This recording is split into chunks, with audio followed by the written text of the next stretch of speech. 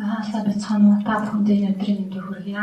Өнөөдөр би Монголын геологийн эмэгтэйчүүдийн оролцоо, тэдний ажил мэргэжлийн тухай товч танилцуулахыг. Сая одоо миний өмнө уулуурхаан төрийн бас байгууллагын эмэгтэйчүүдийн оролцооны талаар ярьлаа. Геолог уулуурхаа хоёр нь бол хоорондоо салшгүй холбоотой нэг юмны хоёр тал болж явдаг.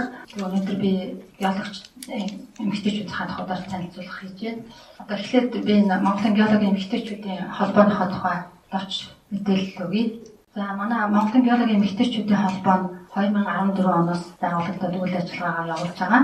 Геологийн эмэгтэйчүүдийн холбооны одоо гол зорилго нь Монголын геологийн салбарын геологч, геохимч, геофизикч, палеонтологч, гидрогеологч, хиймч, геоэкологч, инженер геологч, геодиз, өргөндлөг, лабораторийн инженер, техникийн ажиллагчид, эрдэмтэн судлаачид гэдэг 200 гаруй эмэгтэйг игнэндээ нэгтгэсэн нэгдээ бүтээл, судлыг бүтээх гэсэн уриатаагаар үйл ажиллагаа нь явагдаж байна. За бидний эрхэм зорилго бол Монголын геологийн салбарын эмэгтэйчүүдийн хүсэл эрмэлзэл, нийтлэг эрх сонирхлыг хамгаалсан, гишүүж дэмжигчдийнхээ сан санаачлагыг нэгтгэн, тулгымцсан асуудлыг шийдэхэд төрийн байгууллагуудад гүүр болон геологийн салбарын хөгжилд дэмжлэг үзүүлдэг мэргэжлийн холбоо юм аа. За манай зорилт үйл ажиллагааны чиглэл бол одоо бид нар байгуулагдсан цагаас хойш геологийн салбарын эмэгтэйчүүдийнхээ судалгааг гаргаж байгаа. Тэгээд үнийг наривчсан байдлаар гаргаад нэгдсэн юм сан бий болох зорилттой ажиллаж байна.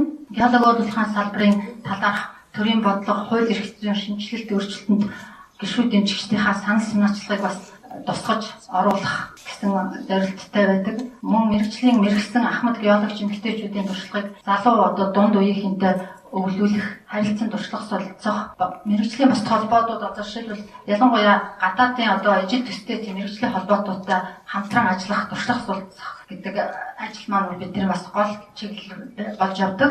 Гишүүд дэмжигчдийн дунд мэргэжлийн сургалт семинар зэрэг олон талд үйл ажиллагаа явуулах, олон нийтэд геологийн салбарын талаар мэргэжлийн онцлогийг танилцуулж сурталчлах гэсэн одоо манай үйл ажиллагааны үндсэн чиглэлүүд байдаг. За манай холбооны бүтцэл бүх гишүүдийнхээ чуулганаар одоо байгуулагдаж сонгогддог. Тэгээд стратеги төлөвлөлтийн алба, гадаад харилцааны алба, хүний нөөцийн алба, олон нийт хэл мэдээллийн алба, сургалтын алба гэсэн албуудтай үйл ажиллагаагаа явуулж байна. Тэгээд энэ албуудынхаа одоо шугамар гишүүд дэмжигчдийнхээ дунд яг нарийн одоо өөрсдийнхээ мэргэжлийн сургалтуудыг бол тогтмол явуулж ирсэн. Энэ дан эмэгтэйчүүд гэлтгүй бас эрэгтэйчүүд мэргэжлийнхаа улсуудыг бол хамруулж идэг. За бас геологийн салбарын одоо урд ажиллаж байсан болон одоо ажиллаж байгаа дунд залуу ахмад гэдэг үеүдээ хамруулсан хурал семинарт бол гишүүд дэмжигчтэй бас оролцуулж ихтгэл тавиулж семинарт нь оролцуулж явдаг. За сүүлийн үед бол манайх 16 оноос эхлээд манай холбооноос санаачлан үндэсний геопарк байгуулахын төслийн үйл ажиллагаа явуулж байгаа. Энэ Төв аймгийн Цэрэглэн сумын одоо тэр нутаг дэвсгэрт бид нар бас ийм геопарк гэдэг байгуулах том хэмжээний төсөл ингээд явуулаад өнөөдөр амжилттай ажиллаж байна. За одоо би яг салбарын эмэгтэйчүүдийн одоо оролцооны талаар тэдний мэргэжил ажлын талаар ярив. Өнөөдөр геологийн салбарын одоо манай холбоо бол энэ нийт ажиллагчдынхаа салбарын эмэгтэйчүүдийн дунд бүртгэл судалгаа, тойм судалгаа хийчихэд явж байгаа. Анх бол одоо сайд нарын зөвлөлийн дэргэд 63 онд геологи шинжилгээний газар байгуулагдаж, геологийн орон нутагт геологийн экспедиц байгууллагууд маш олноор байгуулагдаж, тэнд одоо энэ үндэсний мэргэжилтэнгүүд ялангуяа геологийн чиглэлийн эмэгтэйчүүд бол маш олноор ажиллах болсон. Тэгээд 60-аад оноос хойш геологийн чиглэлээр одоо өнөөдрийн хүртэл бэлтгэгдсэн мэргэжилтэн 3300 байдаг. Үүний бол 920 нь бол одоо эмэгтэй байгаа гэсэн ийм судалгаа манай судалгаагаар гарсан байгаа. За тэгээд геологийн салбарын мэргэжил бол дотроо бас их олон нарийн мэргэжилтэй байдаг. Геологч ерөнхий одоо эрх хайгуудын геологчид, геофизикчид, гидрогеологчид, геохимч гэдэг одоо төрөл бүрийн нарийн мэргэжлүүд байдаг. Өнөөдөр геологийн салбарын хэмжээнд энэ 3300 гэсэн мэргэжилтэн байгаагаас энэ графикаар бол ямар хэдэн хувьтай энэ мэргэжлүүдийг геофизикч гэхэд жишээ нь хэдэн хувь байна, гидрогеологч мэргэжилтэй хүн хэдэн хувь байна гэдэг нь харагдаж байгаа. Энэ график дээр бол геологчид бол ихэнх хувийг эзэлж байгаа. Яг геофизикчид эмэгтэйчүүдийн геофизикчид гидрогеологч нь бол харьцангуй бол бага ийм мэргэжилтэй улсууд байх нь харагдаж байна. Яг одоо энэ дээр бол эмэгтэйчүүд эрэгтэйчүүдийг харьцуулсан одоо яг мэргэжлэр нь харьцуулсан энэ график байгаа. Энэ дээр болохоор геологч мэрэгчлэр болохоор ичүүд нь бол одоо давангаа байгаа нь харагдаж байгаа.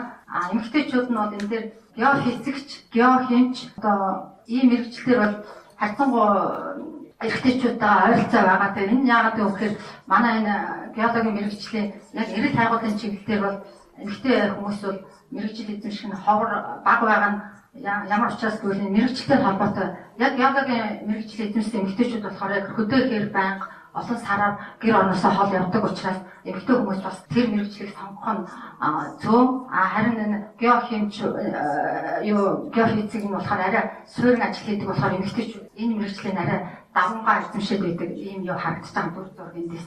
За энэ болохоор манай салбарын геологийн эмэгтэйчүүдийн төрийн албанд одоо текстийн энэ график дээр гарч байна. Энэ дээр болохоор бас яг төрийн үйлчлэгээний одоо албан жирийн албан хаагчаар бол эмэгтэйчүүд их байгаа. Үйлчлэгээний ажилд бас нэлээд их хувь эзэлж байгаа. Харин улс төрийн албан захиргааны алба дээр бол ер нь баг эмэгтэй геологийн чиглэлээр хүмүүс бол баг байхгүй харагдаж байгаа. Харин өнөөдөр бол манай энд ирсэн эгч жаргал дарга маань сая энэ дэд даргаар тандагдаад одоо удаагүй ажиллаж байна. Энэ маань бас бидний хувьд бол бас ганц эмэгтэй дарга хайгаад бас бахархаж байгаа.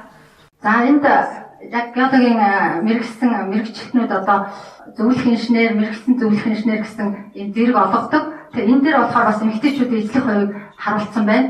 Энэ дээр мэрэгсэн зөвлөх гэх инженер дээр болохоор эмэгтэй хүн 11%-тай, мэрэгсэн мэрэгчлэн дээр 42%-тай бас ингээл эрчүүдээс харьцангуй эмэгтэй хүмүүс бол бага хувийг эзэлж байгаа. Энэ яг мэрэгсэн инженер, зөвлөх инженер дээр бол за энд болохоор одоо яг манай эмэгтэйчүүдийн хөдөлмөр эрхлэлтийг харуулсан байгаа. Эндээс харахад болохоор зэрэг манай эмэгтэйчүүд энэ шинжлэх ухааны салбар, боловсрал, лабораторид бол ихэнх хувийг нэлээд байгаа. Тэгээ энэ бас л нөгөө л геологч мэрэгчлэн хөдөлгөөр явдагтай холбоотой нөгөө эмэгтэйчүүд яагаад гэвэл бас орон гэрээсээ хол явж чадахгүй үр хүүхэд одоо тэгэл тэр асуудлаасаа болоод геологч мэрэгчлээ улсууд нь шинжлэх ухааныхаа салбар руу төрөхөө одоо геологийн мэрэгчлээ болгосон хүчин бэлдэх дээд сургуулиудад багшлах юм уу эсвэл лаборатори одоо суурь ажил хийх гээл бас л энэ дээр нь их байгаа. Тэгээд энэ мэрэгчлэлээр яг хээр хөдөө ажилтдаг нь болохоор ингээ 10% таа байгаад байгаа. Тэгээ бас л тэр нөгөө эмэгтэйчүүдийн тэгээ ажилгүй бас эмэгтэйчүүд байна, бэлтгэрт ихэнх нь байна. Тэгээ ер нь ихэнх нь эмэгтэйчүүдийнх нь бол энэ шинжлэх ухааны боловсролтой орчод яваад байгаа. За ингээд бид нар бол манай холбоо бол цаашид энэ асуудал геологийн салбарын асуудлуудад ямар асуудлаар болон ажиллах вэ гэвэл Улсын хууль засгийн газрын 2016-аас 20 онд үндсэн чиглэл тусгасан үндэсний геологийн алба байгуулах асуудлыг хэрэгжүүлэхэд идэвхтэй оролцсон гэдэг ийм том зорилго тавьчихад байгаа. Энэ нь юутай холбоотой гэвэл манай одоо зах зээлээс өмнө геологийн салбарт бол орон нутагт геологийн салбарыг хөгжүүлэх зорилготойгоор маш олон тийм экспедицүүд байгуулагдаад ажиллаж исэн. Тэр экспедицүүд болохоор мэрэгчлээ боловсрол хүчин эмэгтэйчүүд нь маш олноор очиж ажилладаг байсан улсын бодлогоор. Тэгээд зах зээлээс хойш нөгөө экспедицүүд татан буугдаад олон геологчид ажилгүй ялангуяа эмэгтэйчүүд ингээд ажилгүй болоод ирсэн. Тэднийг нэгтгэх одоо эзэнгүй орхигдсон баг нэгсэн доо. Тэгээд тэдний манай холбоо бол одоо ингээд нэгтгээд тэр бас энэ эднэрийн хатруулын эрх ашигыг хамгаалах бас асуудлаар ингээд ажил хийгээ явж байгаа. За дараа нь энэ битгүүр даатгалын хуульд өөрчлөлт оруулах талаар санал дэвшүүлнэ гэж байгаа. Энэ юутай холбоотой гэвэл сая манай холбоонд ингээд ажиллаж байгаа битгүүртэй геологийн салбарт ажиллаж байгаа битгүүртэй гарсан улсууд бол бас санал гомдол хийдэг юм да. Тэд нар маань ингээд хүнд нөхцөл жилийн баг 3-4 удирдалтанд хөдөө явдаг. Тэгээд тийм хүүтэн наатан хүнд хэцүү нөхцөлд ажилладаг хэрнээ тэтгэвэр нь маш бага хэмжээгээр одоо тогтоогдоод өнөөдөр хүртэл яваад байгаа. Тэгээд энэ дээр та нар энэ асуудал оролцуулж өгөөч гэдэг нь бид нар бас энэ дээр нь анхаарч ажиллах гэж байгаа. За тэгээд энэ саяын гэгэрүүлэх ажил идэвхтэй оролцсон гэж байгаа. Энэ нь болохоор ямар учиртай гэвэл одоо геолог уулуурхай гэдэг хоёр юмыг энэ орон нутгийн ард түмэн бол ойлгохгүй нэг юм гэж ойлгоод идэг. Тэгэхээр яг мөн чанартай бол геолог нь эхлээд явдаг зүгээр судалгааны ажил байдаг. Дараа нь уулуурхай очиж олборлдог. Тэгээ геологчид очиод ажиллаа хийх гэхээр зэрэг танаахан ухад хөнгөрдөг гэдэг одоо зүгээр судалгаа хийж байгаа улсыг ингээд орон нутгаас одоо янз бүрийн байдлаар ажлыг хийхгүй байдаг. Тэгээ энэ тал дээр бид нар бас орон нутгийн ард түмэнд ер нь энэ геолог уулуурхай хоёр гэдэг чинь ийм юм чиглэлтэй юм гэдэг бас тань гэгэрэл ажил хийх тийм зорилготой байж байгаа. За тэгээ гендрийн асуудал гэдэг нь энд бичсэн байна л да. Геологийн мэрэгсэн эмэгтэйчүүдийг ажлын байраар хандах асуудал. анхаарах ялангуяа хээрийн үйлдвэрлэл эрчүүдийг төлхөө авдаг байдлыг өөрчлөлтөлтэй гэдэг. Энэ дээр болохоор яг одоо энэ хувийн компаниуд бол ерөөс эмэгтэйчүүдийг яг биологч чиглэлийн мэргэжилтэй эмэгтэйчүүдийг авах дургүй байдаг. Яагаад гэвэл нөгөө хээрийн үйлдвэрлэлд 3-4 сар хөдөө явах чинь эмэгтэйчүүд хэцүү шүү дээ. Аргашаага үр хөвгт рүүгээ яарах ч юм уу эсвэл жирэмсний одоо амралт аваад удаа явчих ч юм уу. Тэгэхээр энэ эмэгтэйчүүдээс эрчүүдээ л авсан дээр биологч эрчүүдээ нөгөө физикч өрнөлийн эрчүүдээ л авах гэдэг. Тэгээ энэ дээр бол манай салбарт бол эмэгтэйчүүдийн гендер асуудал дээр бол маш тийм юу та дутагдaltaй юм байгаа. За ингээд та бүхэнд анхаарал тавьсанд баярлалаа.